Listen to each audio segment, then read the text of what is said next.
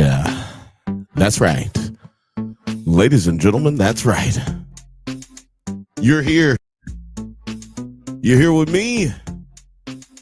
You're here with me. So it must be your favorite cousin's favorite cousin, Bill. We're here on Nerds at Night. We're here on the Bantha Bunch channel with, the live. What? Wait a minute. The script changed. The script changed. And I'm reading from the old one. You know,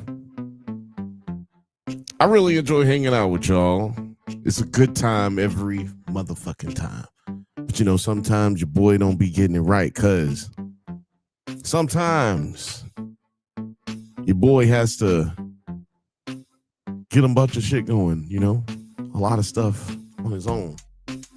But never fear, Bill is here. That's right. That's right. It's your favorite cousin, Bill, right here on Nerds at Night, right here on the Drunk Banthas Streams channel on YouTube. It's another Thursday, episode 99, 8:15 p.m. somewhere. So it's the Bantha Bunch show. Let's go. Let's go. It's all for you. It's all for you, baby. It's all for you. Let's go. It's a good time. It's a good time. It's a good time. Drinking cranberry wine. Or actually, I'm drinking sweet tea. I'm drinking sweet tea, YouTube. And I don't drink wine for real like that. But best believe this is some type of beverage that will do things for you. Make you feel good. Make you feel good. This right here is Army Coke right here. That's right. We got a little Army Coke right here. As we do normally, we're going to let everybody squeeze on in here. Squeeze on in here. You know what I mean? Where y'all coming from? You coming from Nerds at Night on Instagram? Or are you coming from Nerds at Night on X? Where are you? Are you on the Drunk Banthas on streams? Let us know. Even if we're not live right now, where you are, let us know. Get up in this thing and comment, engage, because we're trying to help all of these channels grow. Nerds at Night on YouTube, Nerds at Night on the Drunk Banthas channel. I mean, on X, excuse me. Ooh, man, I know y'all can't hear that, but it's probably crazy. Drunk Banthas on YouTube and Drunk Banthas streams on YouTube.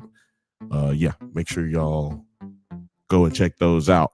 For those who don't know, tonight we got a big show. We're going to be talking about it. Welcome to Derry, episode 6. And that time I got it right. This is episode 99, man. 99 of the Drunk Banthas the Bantha Bunch show. Actually, I think we're coming up on episode 400 on the Drunk Banthas podcast, which is crazy. Man, we've been doing this a long time. After these messages, we'll be right back. Have you ever watched a movie from your childhood and thought it doesn't quite hold up like you remember? Well, then you would enjoy our bi-weekly series, Does It Hold Up?, where we revisit classic genre films with a special guest to help us determine if it is as good or as bad as we remember. It's a whole lot of fun, so you should check it out. Please check out the Drunk Banthas channel. They clearly are ready for being seen at a higher level. Back to the show. A higher level, he says, at a higher level. Now make sure you pay attention to what Mr. FD Signifier says. Also, FD Signifier just did a wonderful piece on YouTube. Check it out. That's as far as my well, you know what? I will say it's about the culture war. My hands are ashy. I don't have any lotion. Hold on, let me reach out to my producer.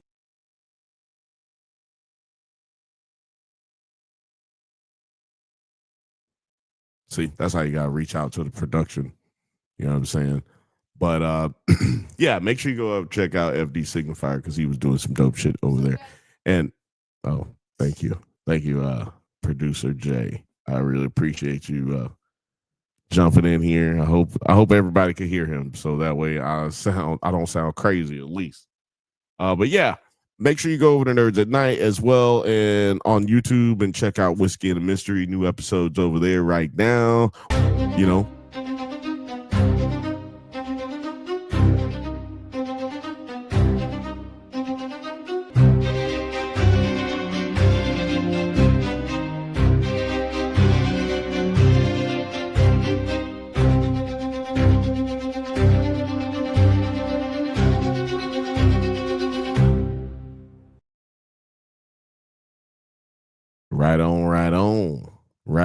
Right on. So yeah, Whiskey and a Mystery. It's out right now with your boy Blake, kicking it Bobo over there on Nerds at Night on YouTube. That one's only on YouTube for everybody who's on who may be on X, Twitter X. My ex named Twitter. Tonight we're gonna be having a special guest, so we won't wait too long to get it going. We're gonna have two special guesties. So look forward to that coming up here. Yeah, man. Welcome to Derry. Oh man. Hey, producer Jay, bring me my notes right there. Yeah, man. This episode was crazy. Episode 6. Thank you so much. Had me lit. I was very entertained. I have a lot of things answered, a lot of questions answered, and now I have more questions as we go, as we go along. This kind of reminds me of to a certain degree, in that sense, it reminds me of Severance, where I just keep getting questions answered, but then just developing more questions as we move along. Make sure y'all are in the chat, man, engaging and hanging out with us right now.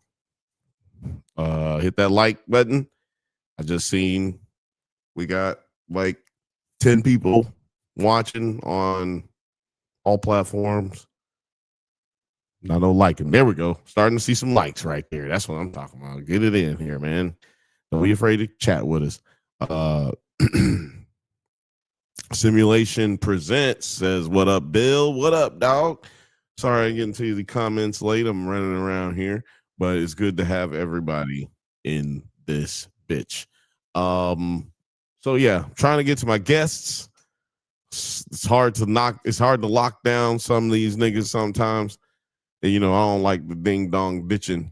Looks like we got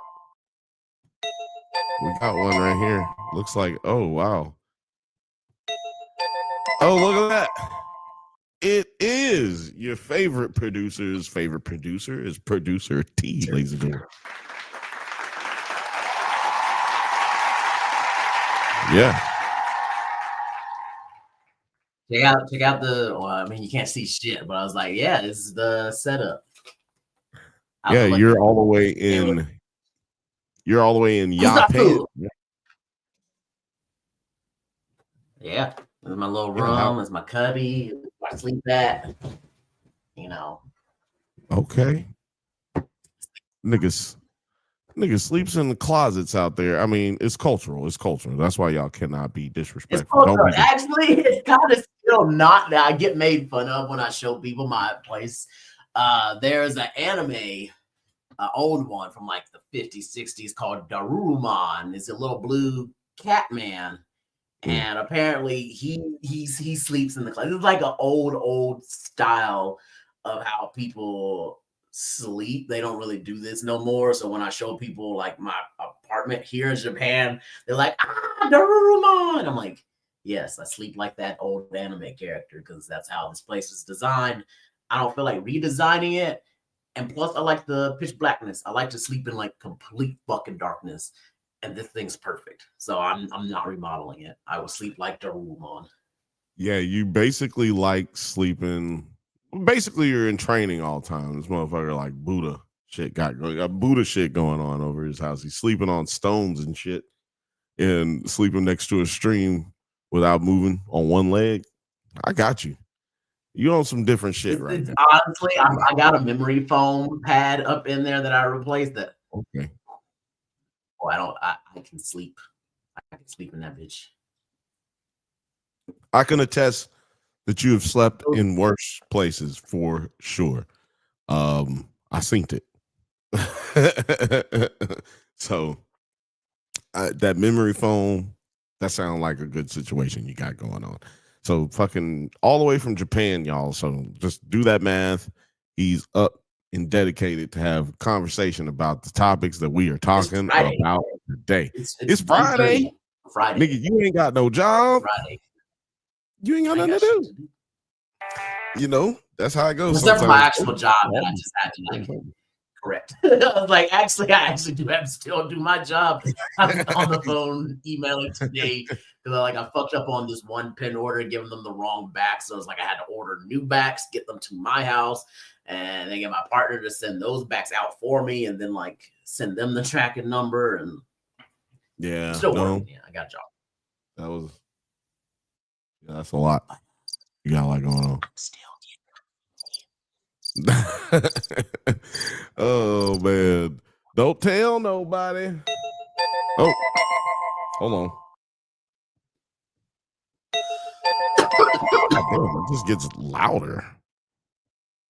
It doesn't like stop getting any louder. That's what the problem is. Oh, hey, what up? Damn, what up? What up? You ain't got to ring the doorbell so many times. Jedi's favorite Jedi Master Grayson. Ow. Sorry, my voice has been gone since Thanksgiving. Oh, and a lot of drinking and shouting.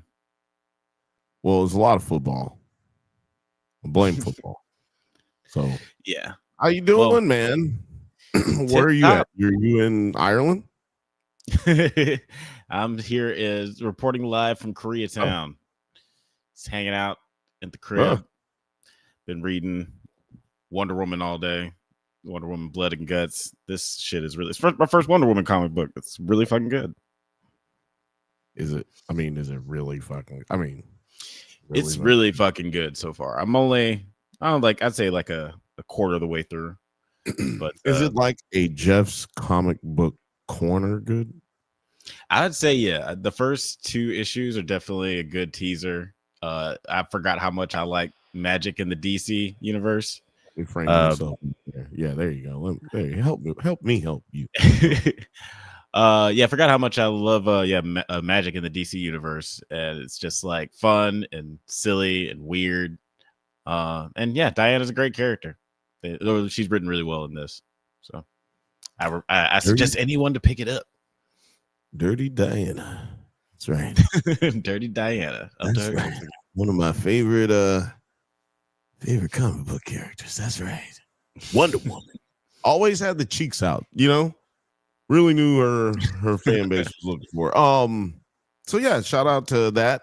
Also, Alex, you got a what you call it going on? I know people hate that shit. Let's just get straight to it. People hate when we don't be talking about what the damn thing says on the thumbnail. So we're going to do it right now. We're going to talk about what we came here to talk about. We're going to talk about it. Welcome to Derry. I said it right the first time, Alex. Promise. I said it right the first time. Welcome to Derry. Like I said, I think it's like Vase and Voss or Charlize Theron. Like, everybody just pronounces it their own way. See, there's no wrong way. That's why I don't nobody like you, Alex. No, I'm joking. You know what? I did read a comment today that said, it was either today or yesterday. Let me know if y'all hear that squeal. It was either today or yesterday. Somebody said in a comment of a video of yours, Alex, that they hate your selections. And I was just like, thank you for subscribing. Like, I really appreciate you. And also, I kind of don't like them either. So I like signed it. And yeah, I like it was in my autograph. It was great. Shout out to that. Yeah, I'm sure that was my Star Wars ranking. Yeah, no one has the same Star Wars ranking, which is always it was fun. a fan cast, actually. It was the fan Gargoyles fan cast. So y'all go check out that episode if you want to hate. Like, most of y'all are here just because y'all hate Alex. So please, hopefully the Bantha Bunch episodes video views go up on this one. So because he's gonna have all kind of shitty things to say today. So yeah, we're talking about it. Welcome to Derry. I forgot the name of the episode, but I do have what we're gonna do timeline wise here. Kind of, I got a lot of questions for you guys, especially Terry, since I don't think you haven't been here for a conversation about it yet, have you? I thought we were just talking about Diddy tonight. Talking about Diddy? Oh, we getting into Diddy. I mean, talking about just Diddy tonight. That's the only thing I've watched. I watched the Diddy thing. I don't have HBO Max out here. Oh well, have you read the book? Super behind. Have you read the book? Oh, for it? Like, yeah, like I just don't want some of the stuff to spoil because I was like, damn, this is a real good show. They're doing a real good show. They're doing a lot of good things a lot of people are saying that it took it easy on the kids. And I'm like, not really, because those kids were like destined to beat him. Like the kids fucked him up because they were supposed to fuck him up, and he didn't. But I'm glad we got to see why it was scary. We're seeing Pennywise be scary and terrifying. Because like if you just take the movie well, he's just getting his ass whooped by these little children, but he's supposed to. The children or the chosen ones. And so that's why they have it easy, you know? Yeah. So I'm enjoying it just fucking these kids up. Put some respect on his name. On her name. Put some respect on her name, not his name. It is okay. That's a little bit more than I know. Because I'm not. Like I said, I'm not familiar. Well, like I have said before, I'm not familiar with the book. I'm pretty sure Alex has not read the book. That's a full disclosure here going into this because I didn't want, because I haven't, I didn't want to go into it and read it because I kind of wanted a different perspective. For instance, with the House of the Dragon, I read the book Fire and Blood before that series came out, just so I could be on point with some shit. Mm-hmm. But with this, I'm like, why not? Why be ahead of the game when I can just enjoy it? Just enjoy what was happening. I mean, we will be talking about Diddy, just so y'all know, ladies and gentlemen. We'll be talking about Diddy. Juniper Hill. That's where we start in this episode 6. 1935. Okay, this is what I would call the first documented father-daughter killing in the history of the earth. How many at least in this universe, like how many times in history can you think of where a father and his daughter get a chance to eat a little baby? Or at least, I guess a daughter is able to feed her father a little baby. Yeah, you don't hear about that a lot. It's not common. I guess it's like her stepdad in a sense. Since well, you know what? You're goddamn right about that. It actually is. It's her stepdad. It's her stepdad. Yeah. Yeah. This scene was really creepy. I like the black and white of it all. Like that aesthetic, just because it makes the reds end up popping a lot more with the balloon and the blood. I did think it was kind of silly because at the end where at the end of the scene, Pennywise shows up and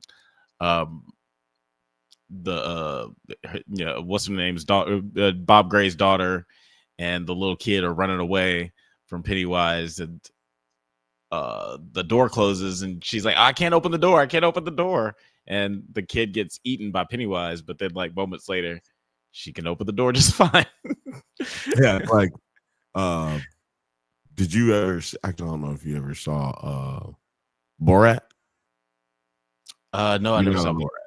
Yeah, you're like a Sasha hater because you're immature. You're immature and you don't know how to be an adult. So you're like a Sasha Baron Cohen hater. But if you're afraid of penises and whatnot. No, I'm just hate women, you're afraid of penises. Very anyway. If you are afraid of penises, you definitely will not like Sacha Baron Cohen's comedy. Very immature motherfucker, you, Alex, are that person. But yeah, he says in that movie, he's talking about his sister. His sister was always taunting their cousin who was locked in a cage because he was like rabid bear and he was crazy. So every day she said, she pointed her vagina and she says, you will never get this, you will never get this, you will never get this. And she laughed and laughed and laughed. And then she say, you will never get this, you will never get this, you will never get this. And she laughed and laughed. And one day he get this. It's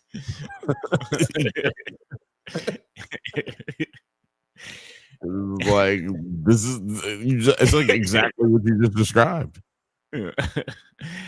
Yeah, that was a crazy scene. It's like I'm not sure. Yeah, I'm not sure why the door magically became unlocked. It didn't just magic. Well, I mean, technically, this motherfucker is magic. To be fair, to be fair, well, I'm very not near that button. To be fair. To be fair. To be fair.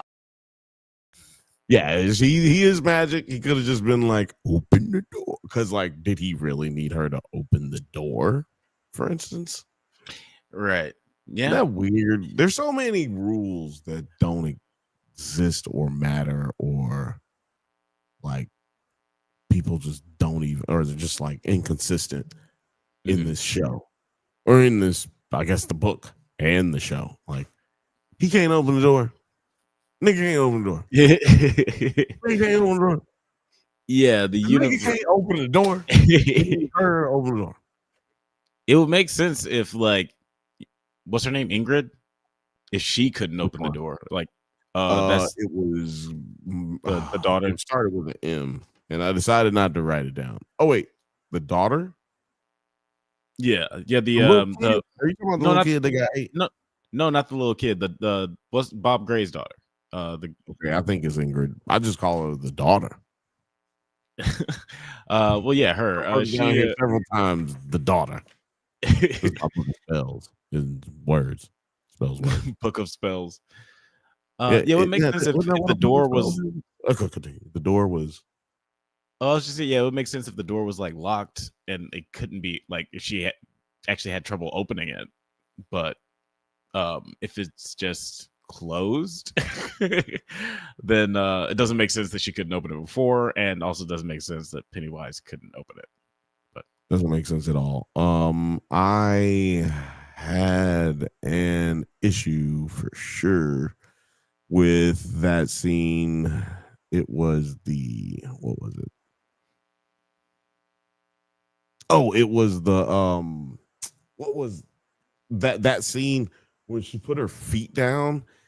It was like straight up bad. If she put her foot down in the blood, it was bad CGI. I mean, it was bad, and I hate that I went to school for these kinds of things because it really just does kind of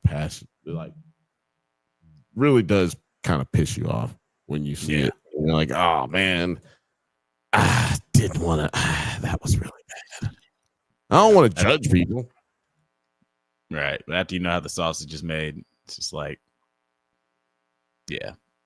I mean, but also, isn't that what we're here to do? Fuck that. I am here to judge people. I do want to judge people. I judge them. The shit was really bad. I'm gonna try to find a picture of it here soon. But yeah, first documented father-daughter killing is real serious, odd bonding. But that is when we established that yes, this lady, Miss Lark. I forgot. I had that one somewhere. But yeah, we found out that she ain't all good. This bitch is a little weird, and not just a little weird. She's fucking terrible. She's a fucking serial killer, and we're left to we're left to figure that out. We'll get back to that. Put a pin in it. But Ingrid Kirsch. Ingrid Kirsch, Miss Kirsch. That's what I kept trying to think of. Kirsch, Miss Kirsch. Miss. Anyway, Go ahead. Sorry, I just want to say shout outs because when they showed the flashback, I was like, this younger version of her doesn't look that much younger than the actress. But I keep forgetting that the actress Madeline Stowe is 67 years old. She just looks about 20 years younger. It's ridiculous. And like people on the internet have been kind of like, well, this has to have happened because it must be this timeline because of this. Because she doesn't look this age and she doesn't look that age. I'm like, man, maybe it's just because she just was fine as hell. And she don't look old. Maybe that's her problem. But I think it lies in the fact that like that somehow its magic is keeping her alive, like keeping her with some type of vitality, if you will. Because I think by the time in 2016, when old girl goes to see the version of her, that attacks her in the house, she's supposed to be like 116 years old if you do the math. Yeah. According to when it says that she was married and all this stuff, and like with her dad and the photo album, they have the dates underneath it that other nerds have been bothered, enough to do so for you guys. You should go. I really highly recommend going and watching heavy spoilers, or well, not necessarily Screen Crush, because they have never followed us back on Instagram. I don't want to talk to you. No, I don't want to talk to you. Well, I do think that that's in it part 2 or chapter 2 or whatever. That was Pennywise posing as Ingrid Kirsch. I don't think that was actually her, because she ends up turning into a big old dead man monster. And unless she like, I don't know, unless there is like we find that there's like some sort of like way for him to duplicate himself or give his powers to somebody else. Because I'm still very curious that they haven't gone fully into everything that happened with Bob Gray, right? And like when he killed him and how he took over his life. That'll be next episode, I think. Okay. Yeah, I'm interested to see how exactly that all went down, because there's a lot that's implied, but yeah, I would like to see an episode on that. Yeah, I mean, I think that's what, like I said earlier, I think that's what's going to happen. Also, I think this show, if I'm not mistaken, we've talked about it before, but if I'm not mistaken, the show has already been greenlighted. Use of said, well, let's see how we say that. I think it's been greenlit for 3 seasons, maybe 4 seasons. So yeah, I'm going to guess that some of this stuff that we're assuming is gonna or questioning is gonna be released in a slow roll.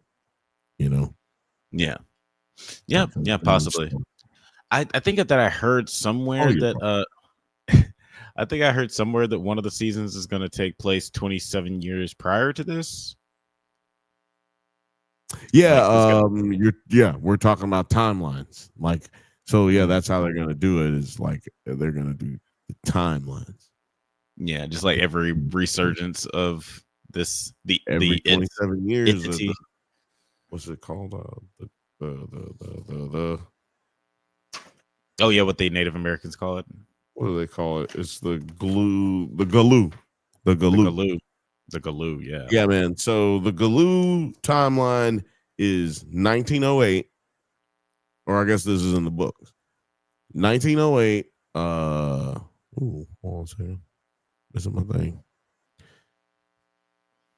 So yeah, 1908, 1935, 1962, 1988, 2016, and this one is 1962. That's the time period we're in at this moment in this episode. So there's things that may not get answered. I think it's a lot of people, a lot of people may be looking for answers. I know you necessarily aren't. We aren't. We're not looking for clarification on anything.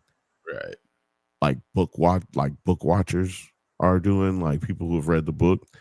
But I think it would be interesting to answer that question now.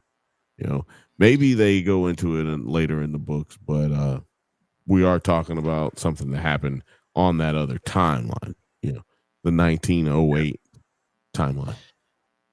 Yeah, and it is interesting too that they're going about it this way by telling the story, because this is like, this season is sort of a prequel to what it as we know it from the movies and everything, but there is like potentially a lot of cool stuff that they could delve into and connecting into Stephen King lore. Like I heard some theory that the monster from Dreamcatcher is actually Pennywise, because he's it's also an alien. It was some YouTube thing that I heard. No, damn, Alex, really? YouTuber? Really? You literally don't remember first episode on here. That's what I was talking about. Like first. I do not. I guess okay. I guess it was you, but yeah, like with it being the monster from Dreamcatcher and having the name Mr. Gray. Yeah, right. Because I was like, this is how I know it was me. I did not know none of this shit. The first episode we talked about this, I didn't know none of this shit. But then, like, I heard Bob Gray in the book, the book Bob Gray. I think it was Heavy Spoil, and I know for a fact he has not mentioned Bob Gray being like Dreamcatcher, Mr. Gray. I just remember Dreamcatcher so well. It's one of my favorite movies, and I didn't know that it was a Stephen King book until we did episode 2. I mean, episode 1. We did episode 1. I didn't know like till I, watched Heavy Spoilers review of it. What? Okay, yeah, that connection. Speaking of Stephen King, go out check out the Long Walk review on Nerds at Night and 9 Nerd Yards. 9 from 9 Nerd Yards did a review. It's pretty damn good. Fifth Bantha jumped up in here and he said, "What up, fam? What up? What up, though?" Let me share this screen while we're in this scene, and I do want to move on because I did not plan on staying in this shit, talking about this shit this long at all. Here we go. And just so you know, YouTube, I do not plan on like actually sharing this for very long, so please don't be an asshole. But you see this? Do you see that? Is it not bright enough? Alex, can you hear me? Jedi Master Grayson, can you hear me? Hello? Hello. Sorry. Can I'm you back. see what I'm talking about here, though? Yeah, just like how wait for the thing to go. Wait, there it goes. Yeah. Yeah, it's not like how the blood isn't reacting to when she stepped down earlier, and I don't know if I can slow down. Yeah, I I can't slow down the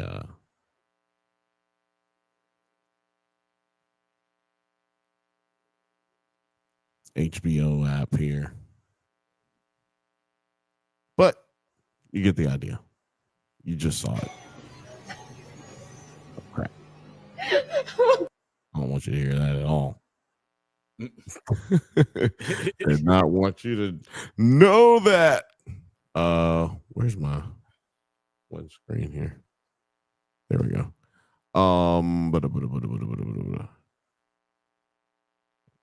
Sorry, dude. There we go. Hey, Fifth Banthas' name is right in the comment section again. Finally, the Bantha has come back to the Bantha Bunch. Ah, I don't know what that last part was. But yeah, right here you can see that the blood doesn't go well. Yeah, spent too long on this anyway. That's enough. That's enough of that. I have a lot of questions here. So we later get to Henry. What's his name? Henry Gordon Hunt. Which one's Henry? Yeah. Henry, the nigga who is the nigga who's on the run. Henry. Oh yeah. Renee, what's her name? Ronnie's dad. Nigga is on the run. Right. Now I gotta ask a question. Because there's no point in us trying to break down what really smarter people have already done. I got some questions. Will Pennywise's daughter sell Henry out for the massacre to take place? Miss Kirsch.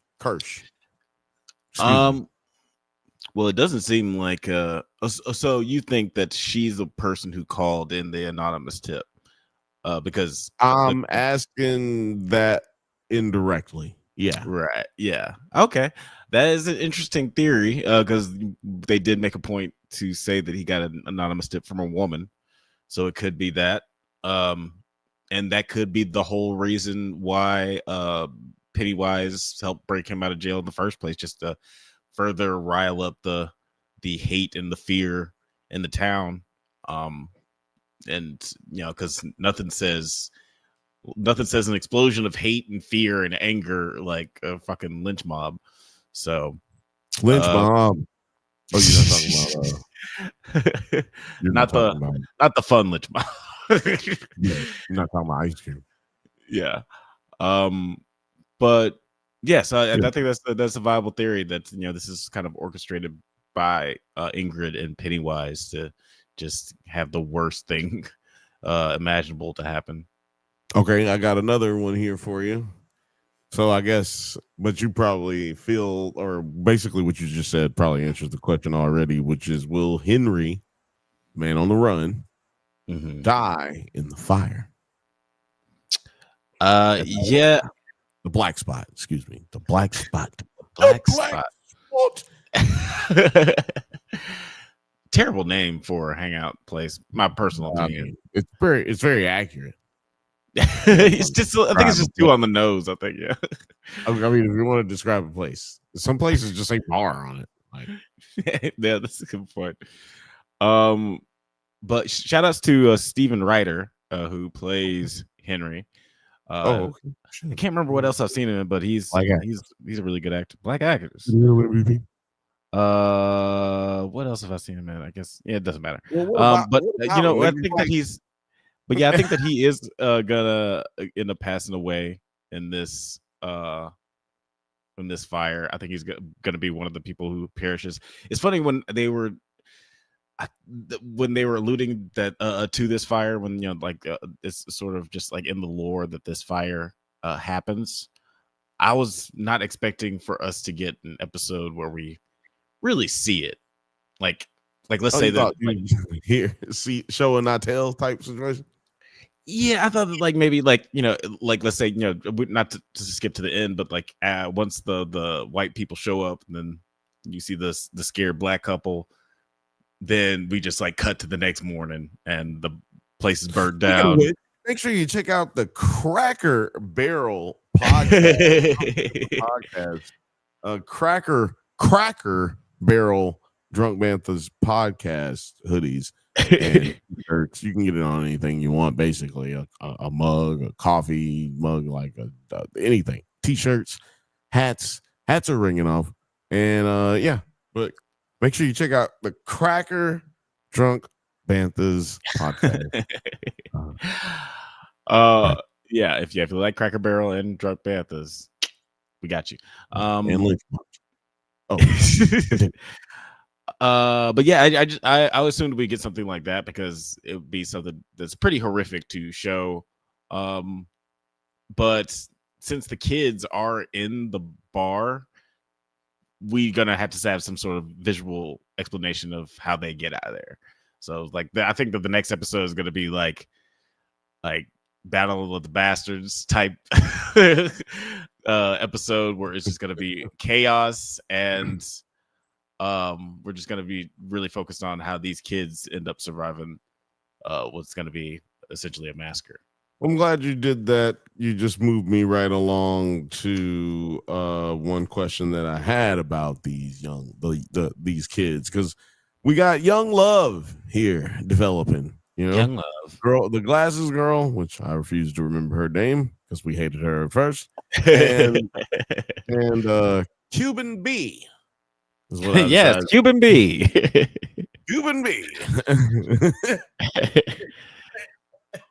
Don't remember his name either. But I'm glad that landed with you, because glad you laughed at that one, because I was really hoping that would land. It's Marge and Rich, by the way. Played by Matilda Lawler and Arian Cartala. Ricky Ricardo. His last name's probably Ricardo. It's like, that's really fucked up. So what if that bitch is not racist? What if she really was just like, are you gonna hang out with Ricky Ricardo over here? Isn't that your last name, boy?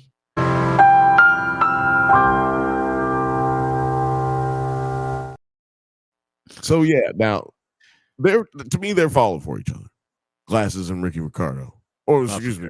See, now you got me doing racist shit. But Glasses and Cuban B. Like that's less racist. Yes, much better. Like Glasses and Cuban B. So I guess my question is, they're developing this relationship, obviously. Do you think that one of these characters is going to die? Or, I mean, and if you do, will it be like one's sacrifice to save the other? That's a good question.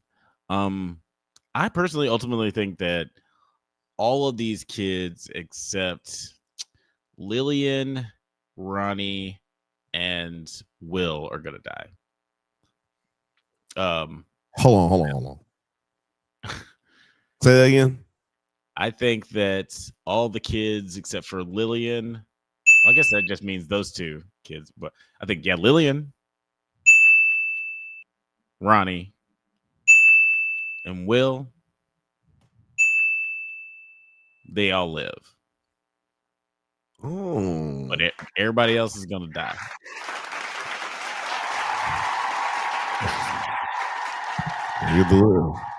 Everybody else dies. Yeah, I think Marge, Henry, probably Charlotte. I guess Leroy. I guess he lives because he's in it too. Yeah. Very Rose, crazy. she probably gonna come back to die. Yeah, all these niggas is gonna die. I think something terrible is gonna happen because we all know that he comes back in the 80s. So it's just it's gonna be a bad news bears situation. They're not gonna win this game. Yeah, I mean, some of this is very like obvious what's gonna happen, right? Some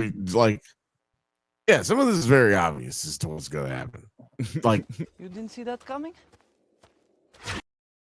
Very because like when you mentioned that shit, I was just like, damn, we do know that most of these niggas is gonna die. This 27-year cycle, this nigga don't miss. This nigga don't miss dinner appointments, my nigga. Like he is there on time, spreading that shit out. Fifth Banthas says all the kids dying because we know they didn't kill the clown. There you go. But we know that all the kids ain't dying, Mr. Bantha. We know that all the kids ain't dying, right? Because we got Will. We know that. Yeah. Will's got plot armor because he's got to birth Mike right later on. Anybody who knows more about Will and his family in the book, because apparently there's more to that situation as far as like Mike is the one in the 80s, right? He's the one in 88, right? The black kid. Who's also he grows up to be a guy on a horse for that's his job. That's Mike's job in the book. Right? Yeah, I'm on a horse. I think that's his first. It's a character introduction. You gotta do something, go back home to Derry. Derry is very good real estate prices. Very no reason in particular, just very good. For some reason nobody wants to live there. But so in the book, apparently though, somebody knows there's a bigger connection to all of what's going on with Mike. Like Mike has more personal situation, more personal feelings about it than the other friends of his, the other losers, excuse me. So which one of these is gonna die? Which one of the kids, man? Like I'm talking about in this situation that I just proposed to you, in this lover, young love that's being developed here. Yeah. To that point, I think that Marge and Rich are dead for sure. Well, no. The question is, do you think that so you said that they'll die, but do you think it'll be, or one of them will die at least? Do you think it'll be a sacrifice? Like, do you think that one of them will be sacrificing themselves, like getting in putting themselves in the crosshairs of danger? That would be sweet. In a sense, although I do. It's funny because I did just mention in my Wicked review how much I fucking hate when people do that sometimes. But it's also just a matter of how it's executed. Because they're really great sacrifice scenes, but they're also really cheesy ones that makes it seem like, well, y'all could have just both escaped. Why did you feel like you needed to sacrifice yourself? But if they do it, hopefully it will be it'll be decent. It'll be decent, because we've, and not that it's the same thing, but you mentioned last week how the whole situation where his best friend, where Leroy's best friend tried to keep him from shooting his son, and ended up getting shot in the chest. It's like, how did you do that? How did you end up getting yourself shot in the chest by trying to? Dude, I wish I could go back and show the behind the scenes too. It's like, nigga, why? Like literally in the behind the scenes, the nigga sticks the gun, like grabs the gun and sticks it into his chest. Nigga, why? Like, why did you do that? So that was the situation where it wasn't executed very well. And it's another trope that we see a lot where somebody jumps in front of the gun to save somebody.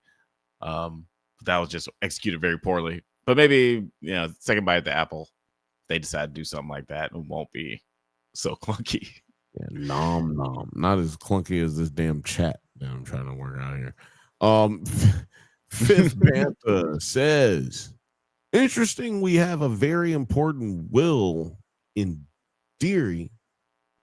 God damn it. Well, to me, that says Derry. No? Nobody else? There's no wrong answers. Nobody else? Derry is spelled, I feel like Trump. It's spelled very wrong. It's spelled very bad. Anyone could spell this better. Everyone knows. No one spells Derry like this. You know? No one spells it like this. Look, I'm just saying.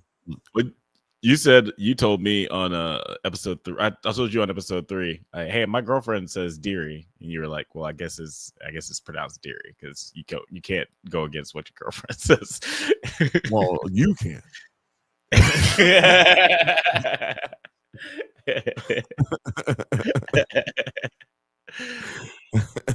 He says, Fifth Bantha says, nah, it's like dare. Well, niggas, no, it's not, because you just spelled Dare, nigga. So it's not like dare, it's deer, is like dairy, like Derry. What if all y'all been spelling it wrong? What, Alex, let me ask you a question. What if all these motherfuckers just been pronouncing this shit wrong? Like, think about it. You've been reading this book for 20 years, right? Or like 15 years, right? Nigga make a motherfucking movie about it, which he reportedly hated the movie, right? And then niggas calling the place Derry, and the nigga is just like,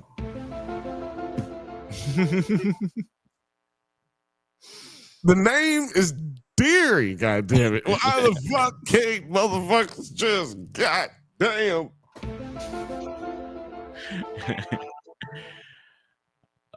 That's the problem with text, man. It's like it's a very Ra's al Ghul, Ra's al Ghul situation.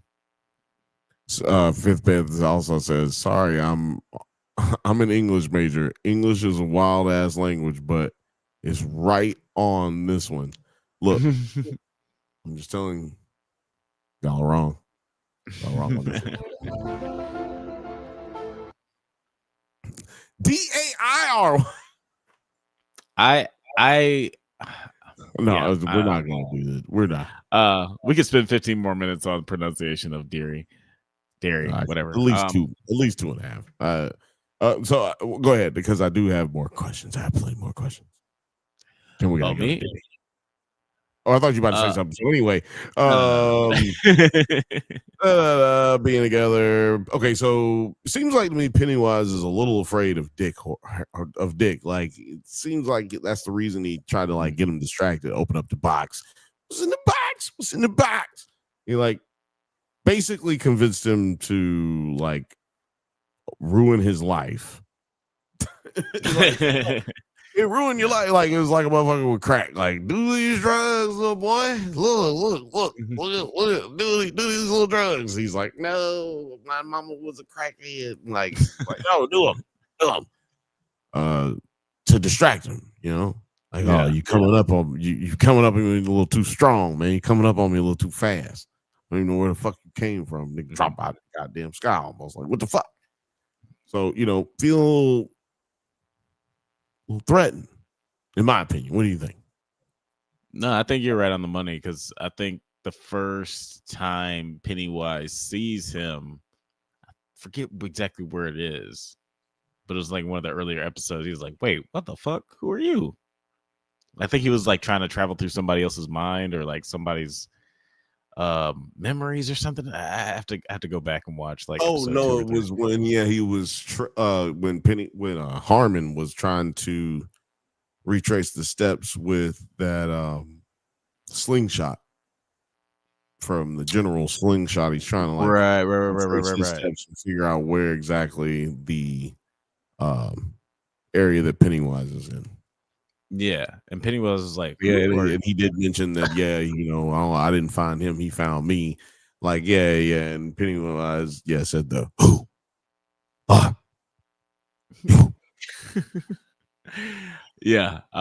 think that like to your point, he saw it as saw him as a threat, because he's like, I've never seen anybody who could do something like this, so I'm gonna kill you. It's very human. I have a theory. Remember, Dick sees his grandmother in the floating. Mm-hmm. So what if he has seen one before and then took her? Oh, okay. That would be interesting. Like because it would be cool if we get some like maybe some backstory on Dick and see exactly what did happen to his grandmother and everything like that. Maybe it could be something like that. I got some rapid fire questions for you. All right, throw them at me. Rapid fire. Do I have some music? I can go there here. Do I have music? Lightning round. Lightning round. Nope. Oh, I got some. This is. You know what? This is good. 1,000 years ago. Okay. I don't know why. We're gonna go with this one. 1,000 years ago. Okay. This is we're going back for whatever reason. Okay. Here we go, Alex. Rapid fire. Will Dick meet the real Bob Gray? Yes. Frozen in stone by a magic spell. Wait, no, because he's dead. Okay, so I'm glad you said that because remember Bob Gray. I mean, Dick now has the ability, unfortunately, unwillingly, to see the dead. Oh yeah, that's right. Oh, that's right. It speaks about how the dead will see certain people down. Do you believe that we will not see Bob Gray? Damn, that's a good question. It'd be cool if he did. That's my answer.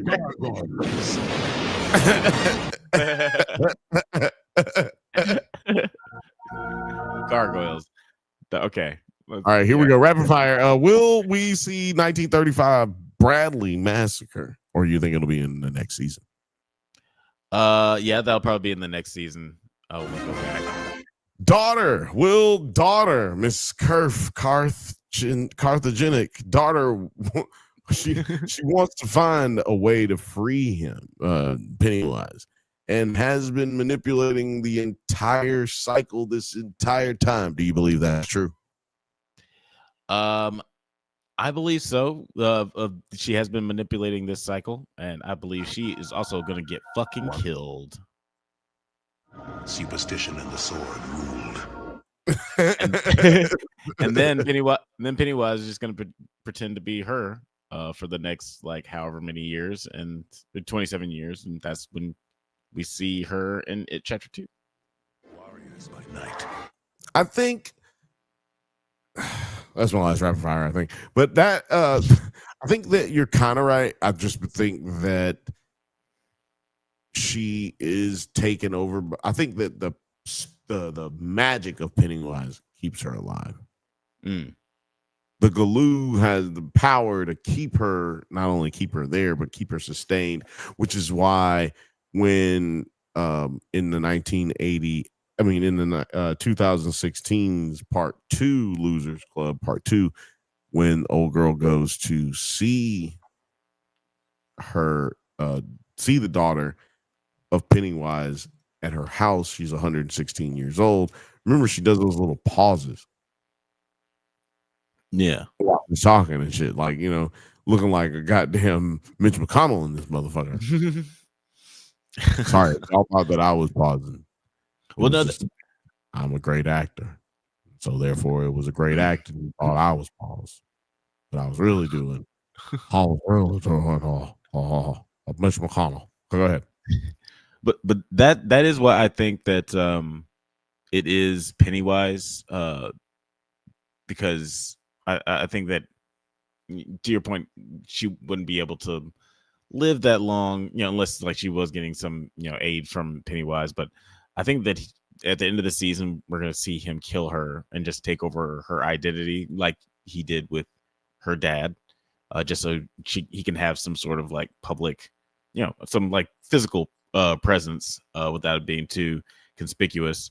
And we've seen Pennywise do that weird pausing thing a lot too, where he'll pause and it'll go on for a little too long to the point where it's uncomfortable, and then he'll jump at you or something like that.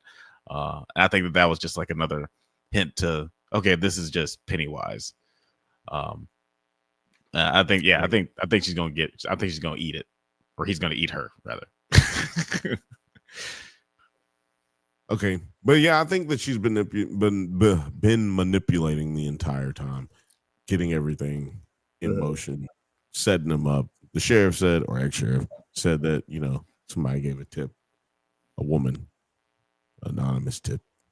Yeah. And also probably a chance everybody else was hitting it too. If she was letting them. She was everybody. You know what I'm saying? She got that it spirit in her. You know what I'm saying? She got that thing in her. So I just think that she was letting everybody else hit. Did Henry say that oh. Did Henry say that in like that episode where he confessed it to Charlotte that he was sleeping with a white woman? Did he say that she was married? Am I remembering that? He did say that she was married. Mm-hmm. Okay, so did she just like lie about that? Because I don't see that she's with anyone. No, remember when Lily went to visit her at the house at her home the first time? The old dude, the butcher. Oh yeah, that's right. Yeah, got my goddamn food ready. That's right. I forgot about that fucking weirdo. He should have did that. He should have tried to do a Don DC Curry impersonation. Bitch, you got my food ready. After he just had that nice wholesome scene at the butcher shop, like, hey, what kind of cut I can get for you? That's just the way Derry is. I was like, I mean, that was the vibe, pretty much. You to get me a goddamn sandwich when I got home. I made you a sandwich. I made you a pot roast. He said, bitch, I want a goddamn sandwich before I eat my pot roast. I felt like that was. Don't you know I want to eat before I eat? God damn it.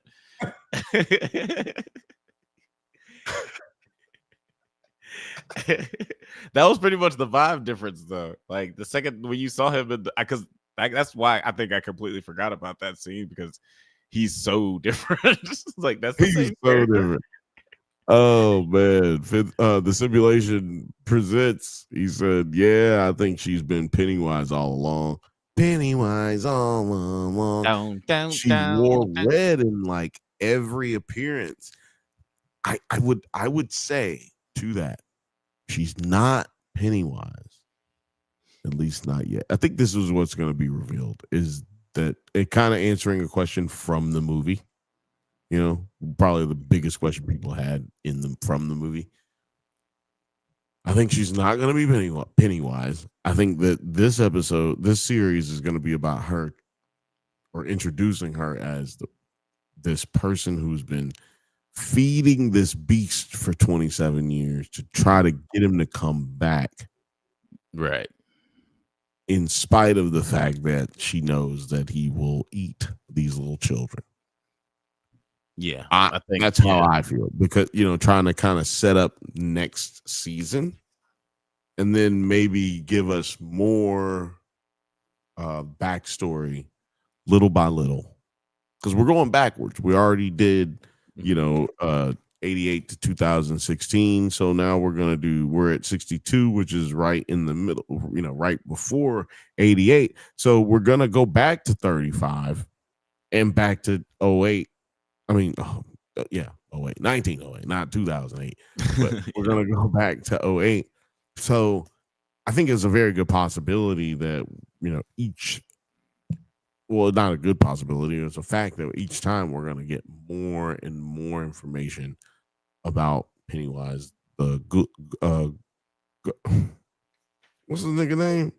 The Galoo. The Galoo. Yeah, Galoo. Yeah. Banthas said maybe, Galoo. I ended up getting there. Banthas says maybe he's an appropriation of Pennywise. No, what is an apparition? Apparition. Sorry, I can't read. I don't know how to read. Apparition of Pennywise, or he's possessed daddy, so he's endlessly loyal. Oh, that's when you hit the button on that shit.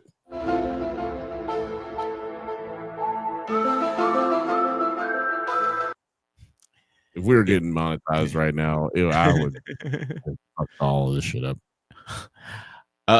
Here's what my full theory is. I think that this interaction at the beginning of this episode was a good way of showing that Pennywise, that was Pennywise realizing that he can use Ingrid basically for this cycle of killing that he wants to do in this like 27 years. And yeah, to your point, Bill, I think that she did set up everything that is happening in this cycle, with like even down to the anonymous call. I think that she is herself. She is just like traumatized and wants so badly to see her father again that she's willing to do all these terrible things. And that's why Pennywise is just like, oh, I can just make myself look like her dad. And That's suspicious. That's weird. and then I think that after he's pretty much done with her in this cycle, knowing that he's probably not going to be able to do it again because, she's 67 years old, he's just going to eat her and pretend to be her. And eat her is wild. Hey, phrasing. I'm not yucking anybody's yum. Pennywise. I'm going to get that drop. I'm going to get that drop at some point. Like, when do we stop using phrasing? Like, we have to using phrasing anymore. But yeah, that's what I think is going to happen, and has happened. Okay, yeah, right. We're talking about the past and the future. Maybe we do some. You know what? No, we're not. I was going to say maybe we do some episodes about these other Stephen King books.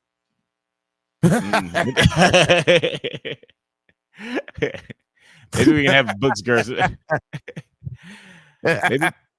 Maybe we can have a books, girls, and purrs on, and like have an aficionado come on and just school us on CGP. What you talking about? What's up? Let us know. Put it in the comments. I know you ain't watching right this very second, but put us in the comments. Like, what is the deal? Are you gonna do? Let us know. I want to know if you're gonna do that. That would be great. I'm not reading these books though. Me and Alex will both come on the show. I'll make him come on the show. Well, not like all over the place, but I'll make sure he comes on the show. I don't think you can do that on YouTube. You can't.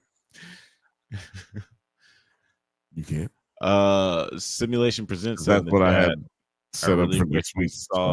Sorry, what? Wait, read that again. Oh, the Simulation Presents said, I really wish we saw Shawshank. Yeah, we didn't get a glimpse of the prison. We knew that Henry was going there, but he had a money talk situation and didn't end up making it to the prison. Yeah, it's interesting because, like, we weren't we already saw that movie, so it's we probably have no reason to ever see that universe or that side of this universe, I should say. But I am not a fan of any of the books. Like I said, I've never read these books, but I'm a fan of putting all of them out as TV series, just like they're doing with the Game of Thrones. Mm-hmm. And it's actually a better situation because they don't have to wait on the author to finish writing the final book. Yeah, this world is already pretty much established through a cocaine-ridden ambition of Stephen King in the 80s. So this is already set in stone. Simulation Presents. I'm curious if you're familiar with Stephen King's work. Is Shawshank set in Castle Rock? Is that where that prison is set? Because I remember that they had the TV show on Hulu that was set in Castle Rock, and I watched a little bit of that. I can't remember if it's in the same place. Oh, Simulation Presents said in the chat, funny enough, Shawshank was happening during both of Pennywise's life cycles with the Losers Club. Yeah. Not funny. That's crazy. Fucking crazy. Spooky, scary. But yeah. And I think that Mr. Gray maybe. Hey, here comes another one for you, Simulation. Got loud that time. Because this is a big one. What if Mr. Gray is the guy who killed Andy Dufresne's wife? Because in this series, it's going to be the first time that it is actually able to roam because they're going to remove the pillars.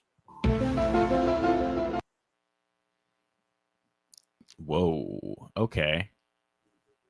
That would be crazy. Damn.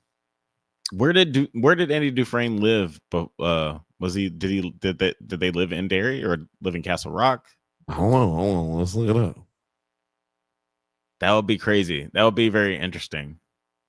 He lived in Maine. Oh, just like sort of the same like New Englandish area. That would be crazy. And that would explain a lot because it's funny because I was just thinking Shawshank Redemption is like kind of like the only normal ass Stephen King story that I can think of that isn't like a little bit sci-fi or a little bit like post-apocalyptic or something. But that would be interesting if he just like had a little nod to his Mr. Gray that seems to keep popping up as a menace throughout the 80s in New England. Yeah, I mean, so he lived in Portland, Maine. He lived in Portland, Maine. So Dufresne. when did he go? Yeah, Dufresne. When did he go to Shawshank?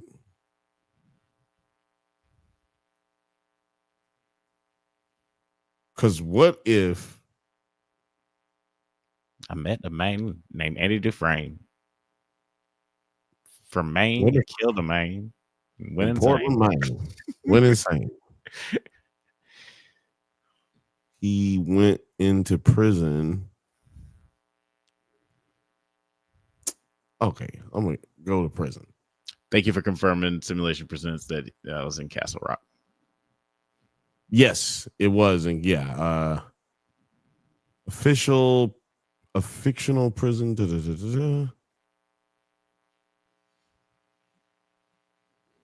Okay, it's not gonna tell me right here. If anyone knows when Andy Dufresne went, well, Simulation, you just kind of said something.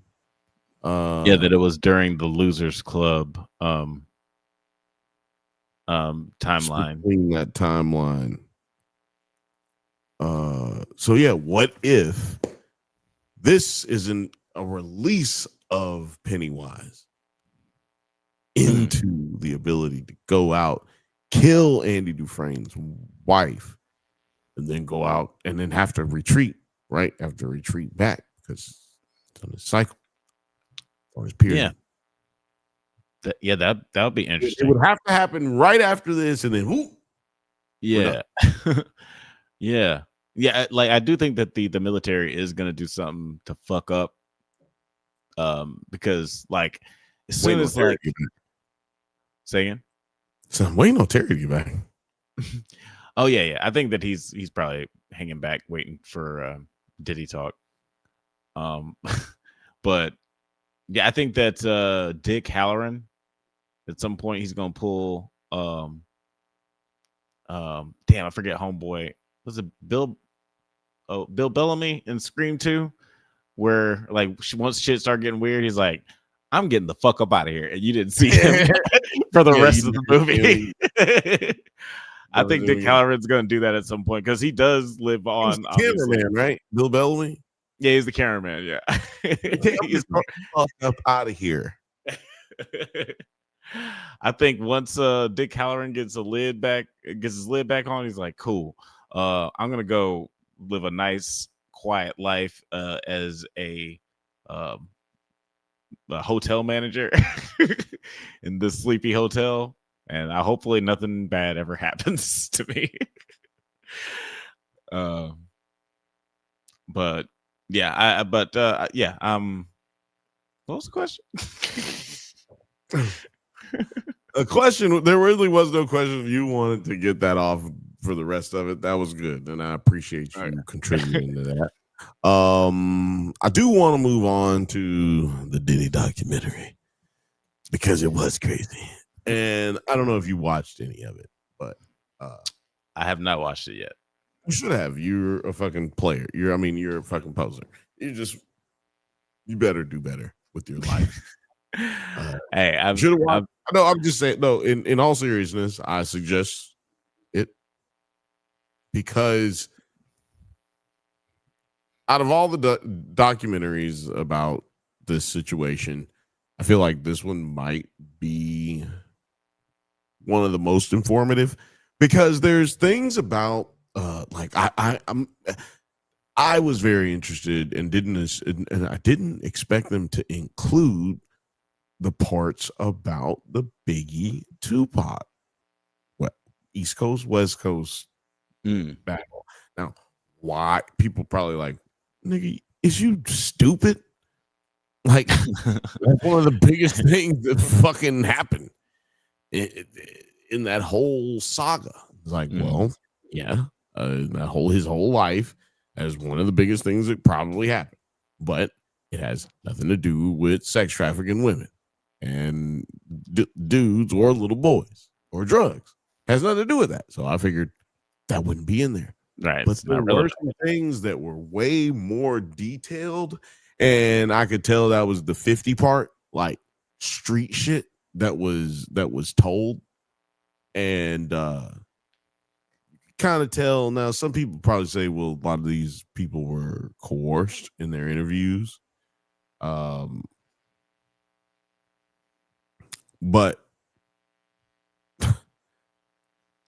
I feel like they were telling the truth.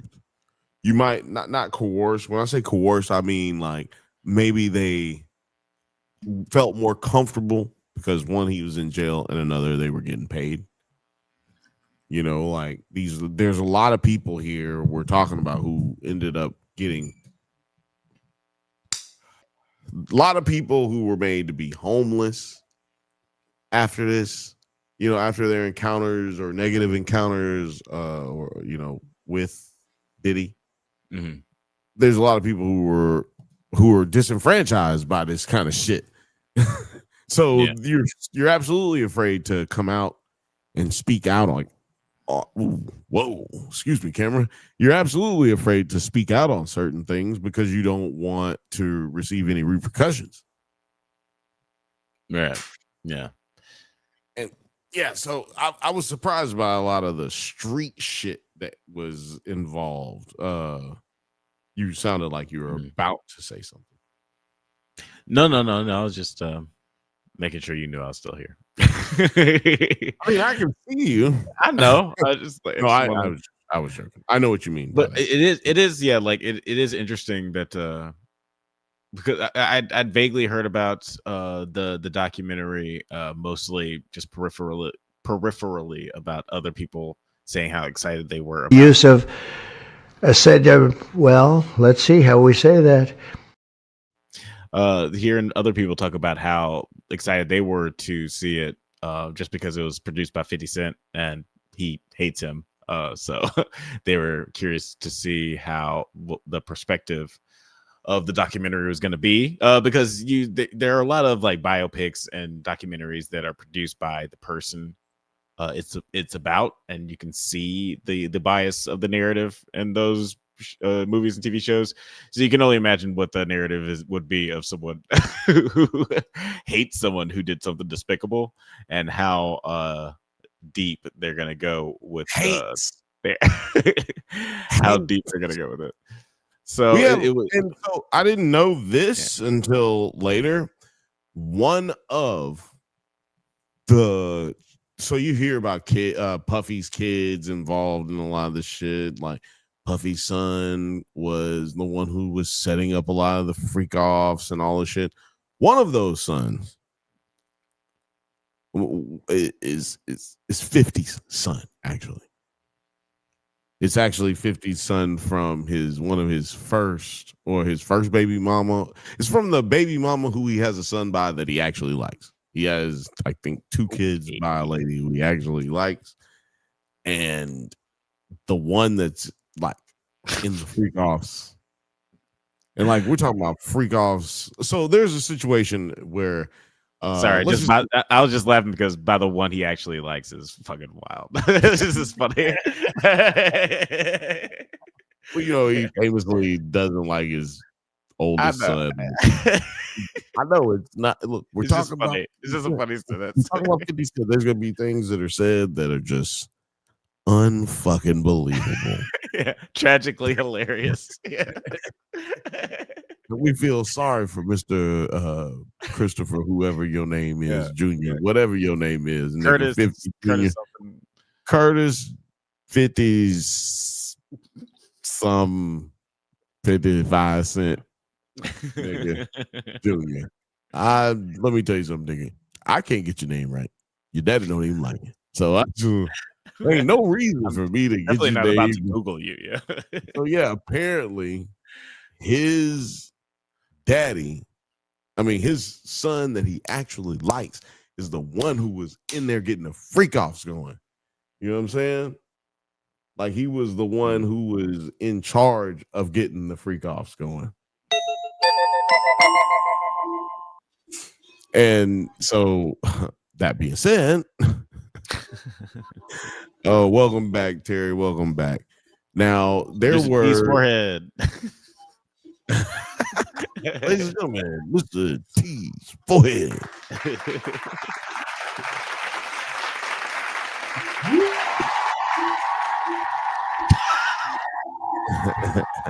His scared him off. Always... Oh man, I swear my headphones are making these sounds lately like a record player stopping. I think it's my headphones. It might be the listening device because remember the feds sent me this one. So the listening device might be going out. Oh yeah. So yeah, I don't know if Terry remembers this part, but they were. Oh, what were we just talking about? What part were we just talking about?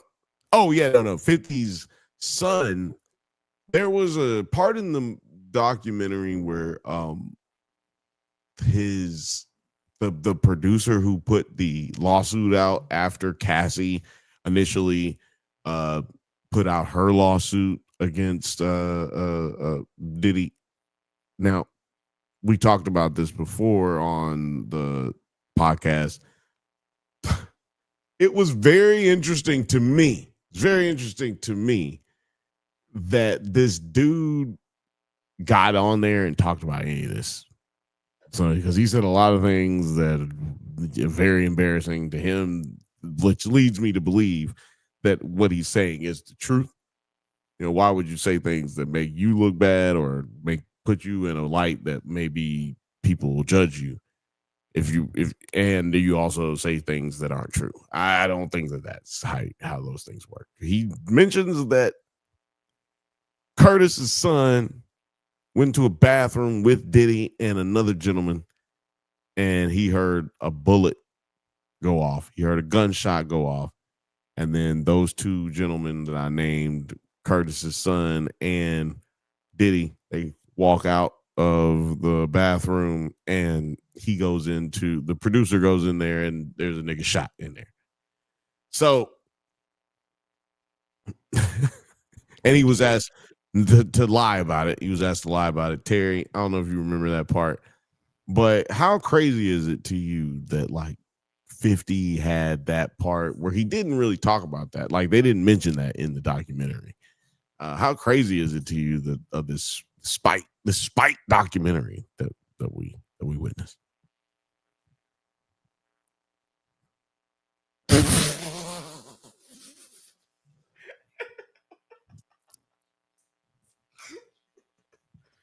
I mean, nigga, did you just see that? Did this dude just did this?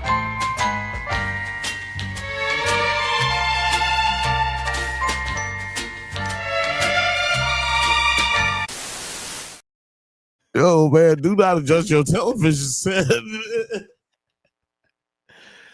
Oh, that was pretty great. Hey, you shut your fucking mouth, man. I don't really fucking hear you talking about, oh, that was fucking great. No, that was fucking terrible. I was just watching the fucking Dan Lebertard show, and this happened to them. Nigga came on and said, they were interviewing somebody. He said, randomly, he just dropped the reason he was there, dropped the product, just like did a promo for the product in the middle of them asking him what was going on. And then they're asking a follow-up question, and like whatever lady that was the promoter lady, whatever, Right. the publicist, she was like, we gotta go. Time to end it. And they were like, what the fuck? It's like, we were not told there was a hard out. Who was this person who just jumped on our airwaves? Like, I'm trying to do a show and somebody just said, Tony, we gotta go. That's what I just felt like right now. Well, R.I.P. Producer T. Producer T just died. I will say, just to reiterate, like, because I haven't watched the documentary yet, but as you were saying all that, I was like, man, that's really interesting that they included all of this into the documentary, even though 50 Cent was the producer for it. Then you were like, yeah, that's not didn't include that portion. But yeah, that's what I was about to say. Like, then you said, like, you was like asking producer T about like how he felt out. It wasn't in the documentary. It's like, oh, that wasn't in the documentary. It's like, whoa, shit. Well, that just goes like went to go see it. And that just like, goes back to my point about people who's producing it has a lot to do with the narrative of the documentary. Like, there's a lot of I've heard that there's a lot of criticisms about the Tina Turner documentary because her estate was responsible for like the narrative of that, and maybe just like.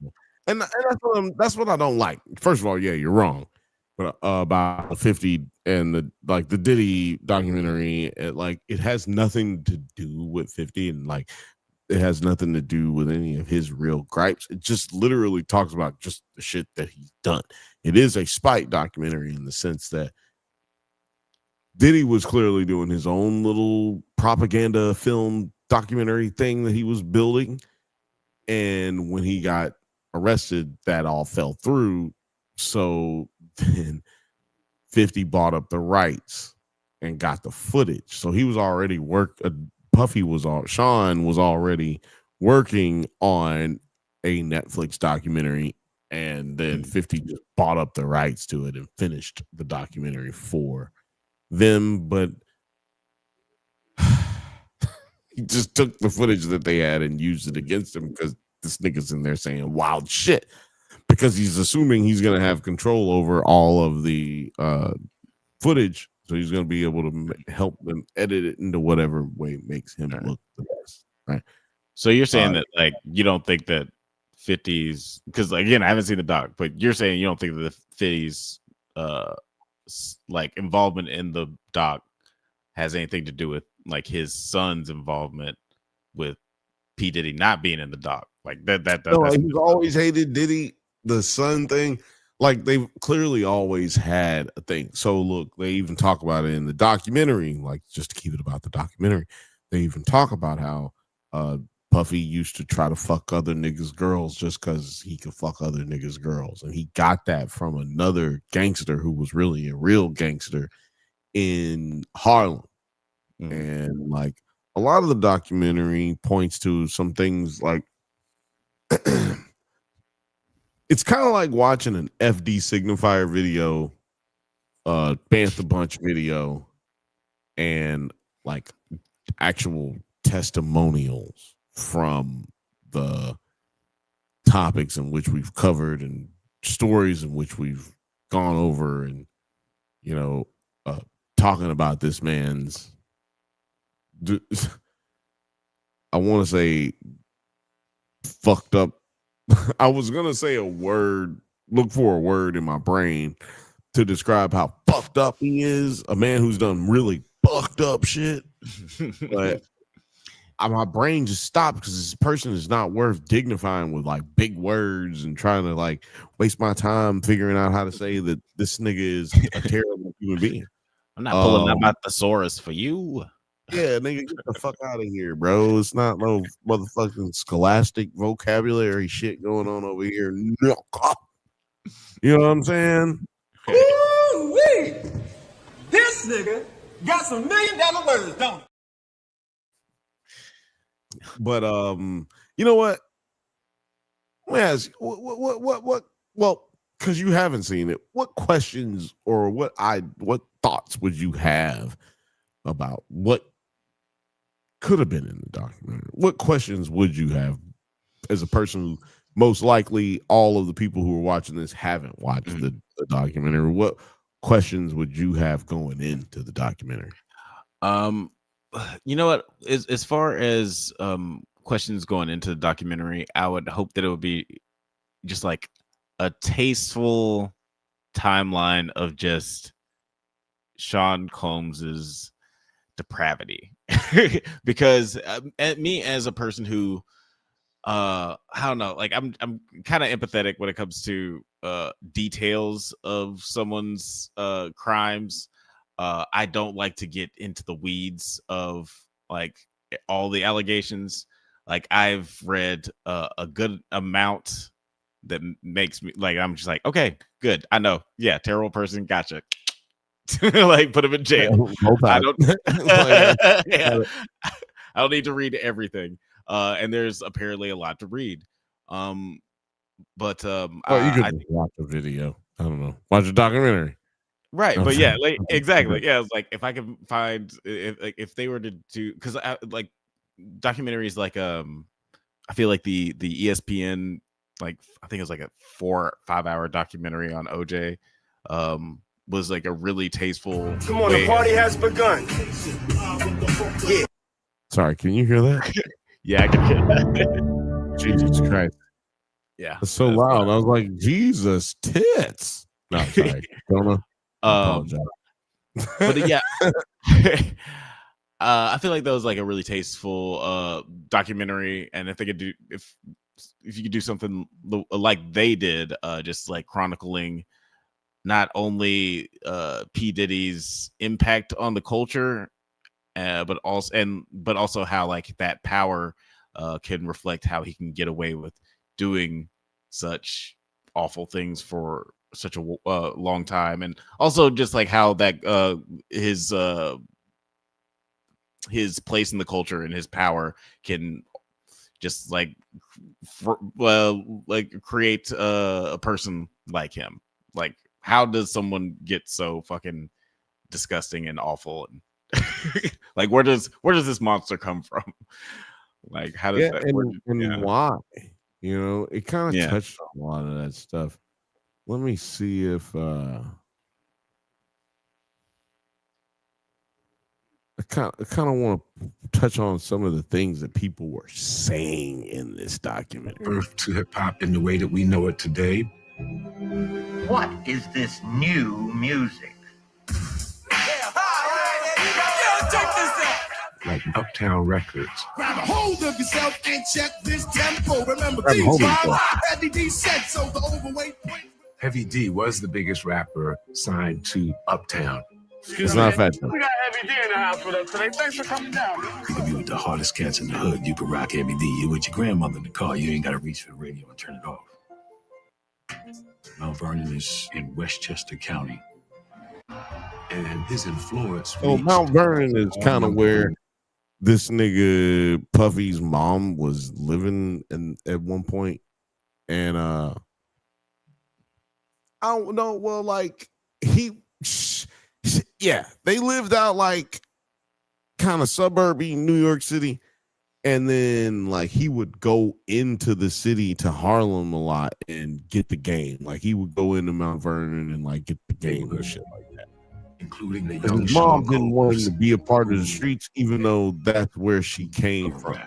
I want to get to this photo here because to me that this is a big part of who this nigga was. Sorry, Alex.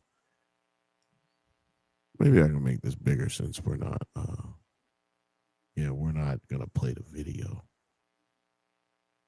What is going on? There we go. Okay, so this is on Netflix. Okay. Yeah, sorry. It's all on Netflix, baby. People. Use of said, well, let's see how we say that. That's my nickname for my fans.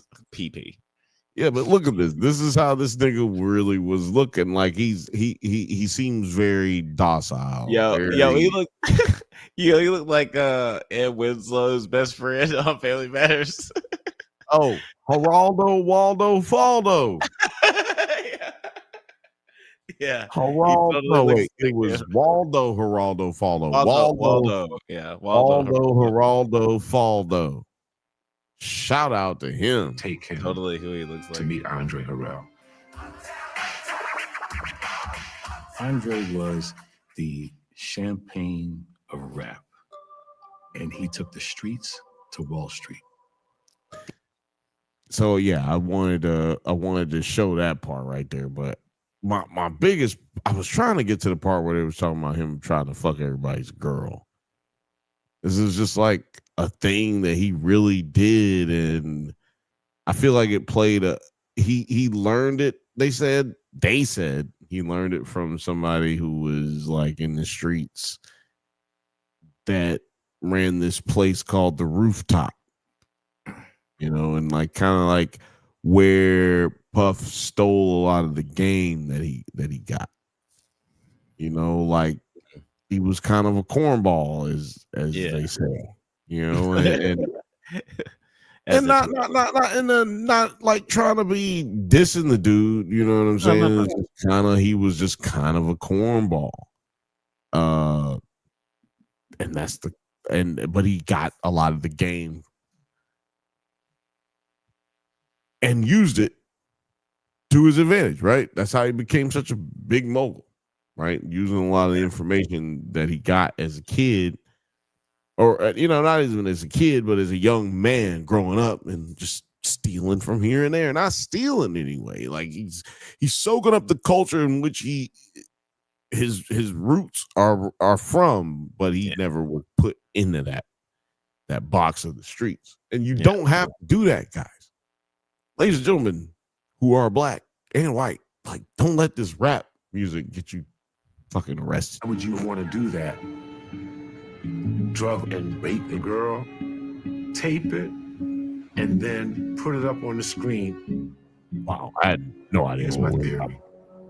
Hear about Alpo Martinez, drug lord, famous Harlem street tough guy, hung out at the Rooftop. Once again, I'd like to welcome you and yours to the Rooftop. Alpo had a lot of girls, and he would tape girls that he was having sex with. And then on a Saturday night, he might bring his camera and put it on the wall. And everyone knows that's so-and-so's girl.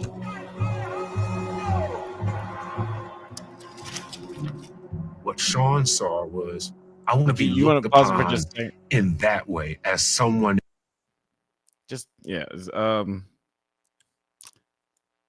For just a couple of reasons, I wanted to pause that because I think I need to hear that kind of shit in bits and pieces. I think I need. I think I need just like a little bit of a break, just for my sanity. Hey man, it's better than my other choice, which was like Charlie Kirk.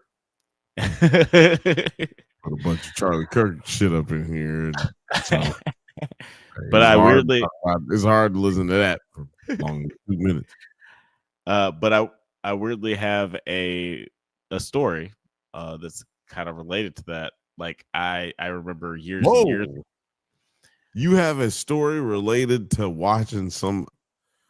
Well, no, you know what? Please continue. Hold on. Yeah, it's one of those classic LA stories. It's one of those weird times where just like, you just get invited to shit that you're not even supposed to be, places you're not even supposed to be. But anyway, I was with a friend of mine who knew a member of a very popular band, and we were both bored and broke, and we were like, do you want to hang out with homeboy? Because I'm not going to say any names. You should. I mean, I know this story, and I think you should. I'm definitely not going to. But we went. We were like, we're bored. We don't have any weed. You want to see if your friend has any weed? We can go hang out with them. And he was like, "Yeah, I mean, like, yeah, you can come by here. I'm just hanging out in my studio." We're just like, "Cool. That's like 15 minutes away. It's no biggie." Drove over there, went to the studio. Um, Unfortunately, there is no weed. There is a These big were old lies. There is no weed. There is a lot of coke on a bass amp and a projector that's been pulled down, and just like this porn that's going on that's being played on the projector. What kind of porno? It's just I'm just asking for a friend. It's a boy girls, just two people having sex. And then All at right, some say point more. at some point, as the member of the band is sitting there shirtless doing cocaine off of a knife, very normal behavior. He tells me, he's like, yeah, that's my girlfriend. I was like, oh, word. So the girl the girl that y'all are watching is your girlfriend. I mean, not your girl, his girlfriend. His girlfriend. Yeah. Not anyone that you're sleeping with. No. No. Yeah, I was just uncomfortable. I definitely did not get laid that night. I was just like, so there's no weed. There's no weed to be. Just cocaine and porn. All right. And uncomfortable silences. But yeah, that was just my story. I had to bring some levity to what was going on. I was like, it just reminded me of that. Been trying to edit this shit the whole time because it's just such a ridiculous fucking story, dude. Yeah, like, I ain't gonna lie, that was one of the most ridiculous stories that I've ever heard, I think. It's a weird time. It took a while because like I was trying to be nice. I didn't want to leave immediately. I was like, well, how long is it like is appropriate amount of time to like hang out with somebody at their studio before you just leave? There were some other cool bands that were like recording shit like a couple of studios down. All right, nigga, get out of here, nigga. You know what? You done told the story. You done gave the good part already. I don't know about now. If you, no, I'm just saying. I was trying to vamp for you. I was trying to. Sorry, but I was trying to vamp for you because I didn't know if you were still trying to work shit out. Oh, don't vamp for me. Nigga, what the fuck does that? Don't you ever vamp for me? Pause, nigga. I don't know. Pause, nigga. You know what? That type of stature. All his life, he's been trying to honor a man. So this right here is his father. That is Puffy, and that is a picture of Puffy's father who had his brains blown out. That is a quote by Puffy, as a street nigga in the hood in Harlem. Now, I will say this. His mom didn't tell him that, and he grew up not ever even knowing that. It was as an adult that he finds this out, and he's like in a later interview, like late in his life, he kind of celebrates it. Like he celebrates finding it out. Like, I always knew I was from a street nigga. Like, I always knew. Like, bro, why is that something that you're excited about being from? Yeah, that's a Actually, weird way to. That kind of looks like me as a baby. Am I wrong? You've seen a lot of baby pictures of me. Yeah. That's Yeah. weird. That's. I mean, honestly, to be me personally. All babies look the same. Is that what you're about to say? Yes. I knew that's what you're about to say. It's like until you're like 4 years old. Like all of y'all niggas is ugly. Until you're like 4 years old, your face hasn't like figured out what it's doing yet. If you got a good sized forehead, that's what it's gonna look like. That's what I'm thinking. I mean, you know, literally, for those who don't know, literally, I like look like this. Give me Give me like 90 seconds. I'm gonna use the restroom, but I'm gonna be right back to continue this conversation. Yeah, whatever. Don't nobody give a fuck what you're doing, nigga. No, I'm joking. I want to kind of get to this part a little bit more here. People like Alpo, he looked at those guys with a certain amount of jealousy or envy, a certain amount of respect, and there's a certain amount of desire.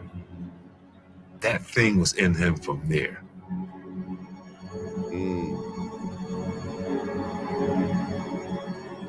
Did you ever confront Sean about it?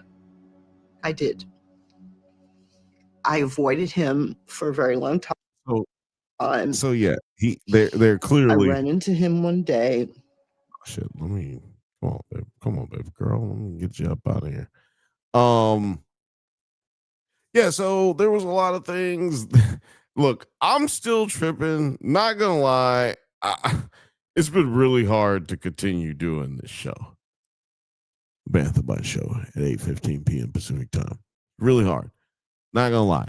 When Terry dropped off the face of the earth, that shit was kind of that shit kind of almost made me start busting out laughing. Was definitely very, very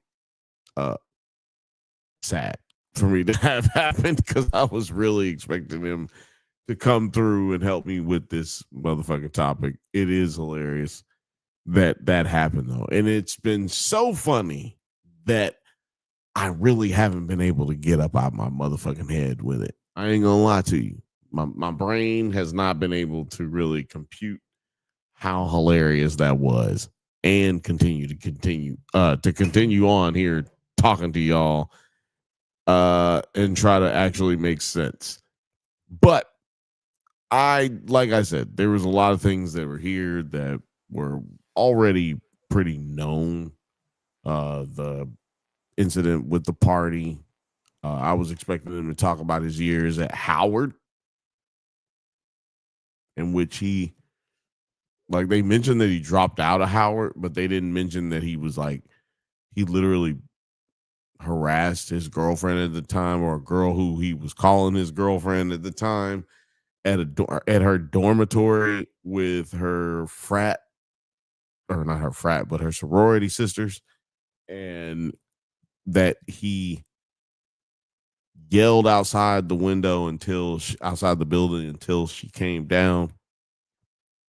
Everybody's like, man, go down there because this nigga's tripping, he keeping all of us up, y'all, go down there and handle this shit.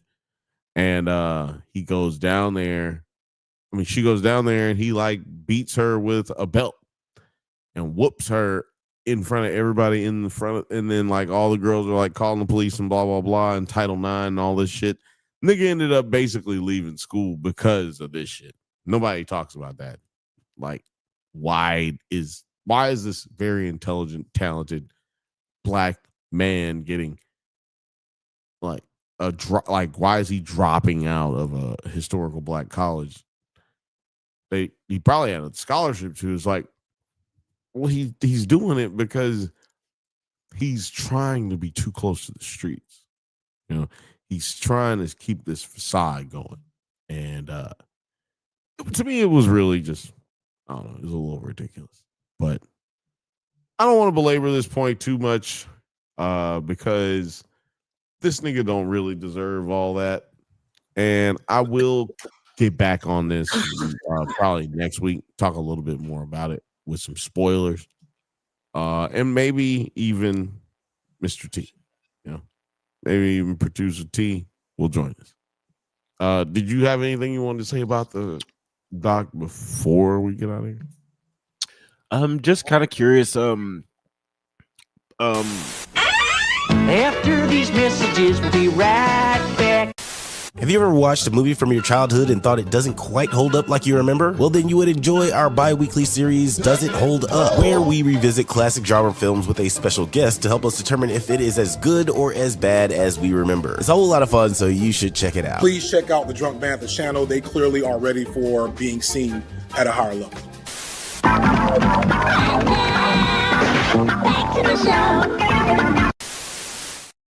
I just wanted to give you a second. You good? All right, good.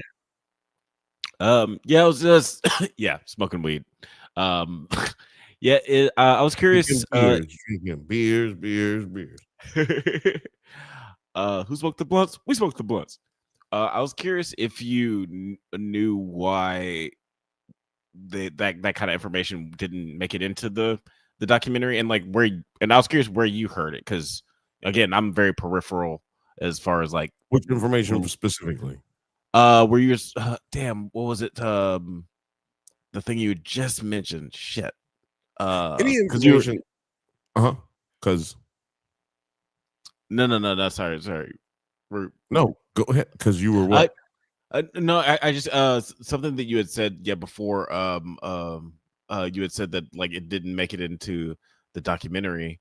I was just kind of curious why something wouldn't make it into the documentary. That like seems like, his days in college. There's a lot to his talk days about. in college. His days in Howard. Yeah, like if it's that well known, why wouldn't it be put into the documentary if it's like seems like relevant to like his behavior? I feel like it mostly has to do with the fact that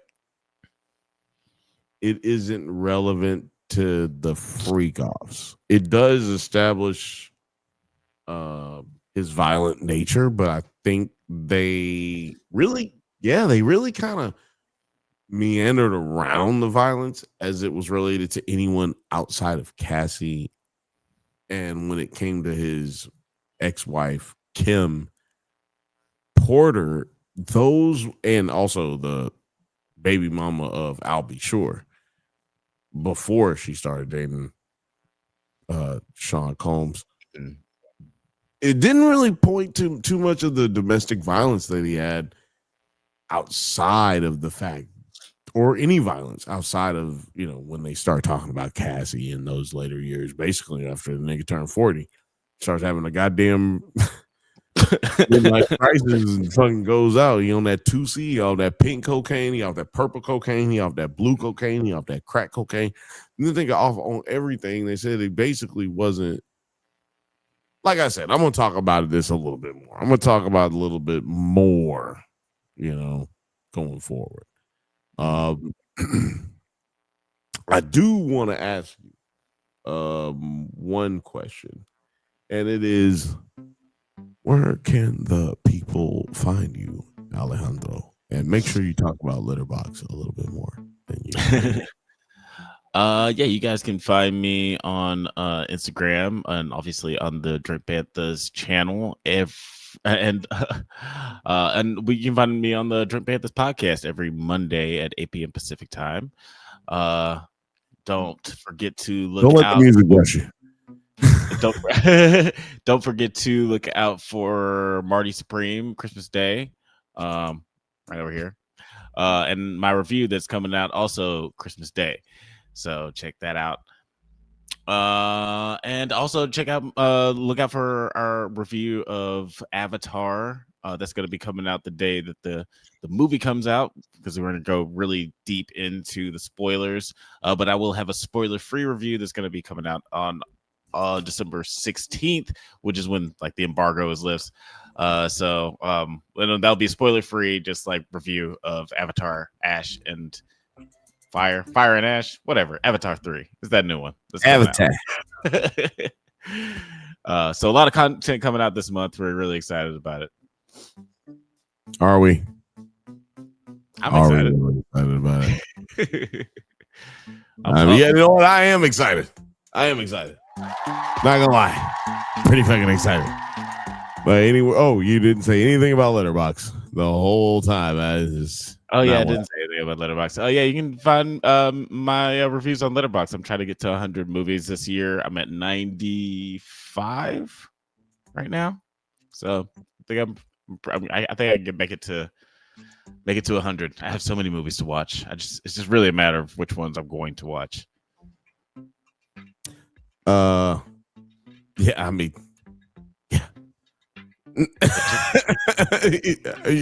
a matter of which ones I'm going to watch. Yeah. Check out my Letterboxd, the Drunk Banthas channel on Letterboxd.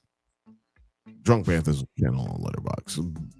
Drunk Banthas streams where you're watching Drunk Banthas channel and Drunk Banthas on everything. Luckily we have a lot of screeners. Shout out to all the screeners. You will hit 100 if you just watch all of those.